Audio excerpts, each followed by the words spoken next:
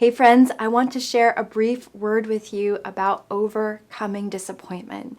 I believe there are many people in this time who are suffering from disappointments, and I want to give you a simple 3-part process to navigating through disappointment with God. When you have suffered a disappointment, it feels like you have to scale a wall and may or may not even have a rope to do it. But I want to speak to you out of Romans 12:1 that God says, do not be overcome by evil, but overcome evil with good. You are designed with the Spirit of God to host the strength to overcome disappointment in your life. And I bless you as one who will not stay under the disappointment, but who will overcome it. Disappointment wants to set itself up like road signs in your life, telling you which way to go and which way not to go. And I want to warn you, don't allow disappointment to become your leader. Jesus is your leader. At the end of the life, you want to look back and be able to say, Jesus led me, and not feel like, whoops, disappointment led me. You are one to overcome disappointments. Here are 3 simple ways to do it. First is face it.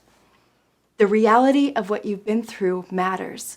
And many times when we've suffered disappointment, no one's validating that around us. I want you to know that it matters what you've been through. And I want to validate the suffering that you have experienced matters to God.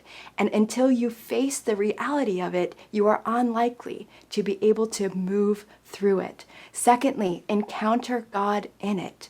Did you know that most of the face-to-face encounters with God biblically happened in a moment of vulnerability between God and someone?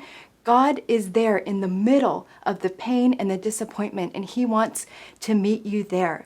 You have unmet needs during a time of disappointment, and the healthiest thing you can do is bring those unmet needs to God and allow Him to meet your needs and encounter you in it. It is when we get comforted that we get healed.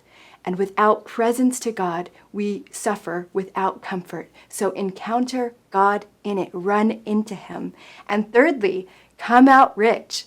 There are so many promises to those who suffer. And we have a choice when we are suffering, when we're disappointed. We can complain, we can scream, we can ask over and over and over for this to end, we can look for solutions. But another option is to ask the Holy Spirit, what can I gain now through this experience that I can't another time? What gems are here that are specific to this experience that I can pick up and come out rich from this experience? There is an invitation in the midst of pain, in the midst of disappointment, to mature, to develop an intimacy with Jesus, to grow up in various ways. And I want to encourage you to come out rich from your times of disappointment. I bless you as an overcomer. I bless your heart to heal from the pain that you've experienced. Overcoming disappointment. This is your inheritance. You can so do this.